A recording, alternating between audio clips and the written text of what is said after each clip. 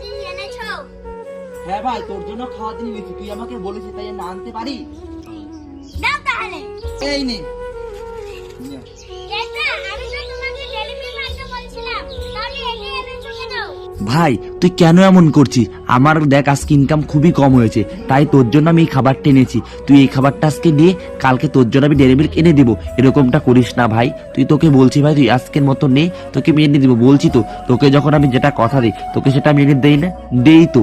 তাহলে যে ভাই তুই এমন করছিস, এমনটা করিস না। জানিস তো কত কষ্ট করে আমাদের ইনকাম করতে হয়, তারপরে যে টাকাটা বাঁচে সংসারে খরচা করতে হয়, তার মধ্যে এই খরচাটা নিয়েছি। তুই নে ভাই, এমন করিস না ভাই, এমন করিস না প্লিজ। আমি খাবো না, আমি তোমার কথা শুনবো না। এটা কোনো কথাই বুঝলো না, থাক এটা আমি পুরাবো না। একদিন বুঝতে পারবি ভাই, একদিন বুঝতে পারবি।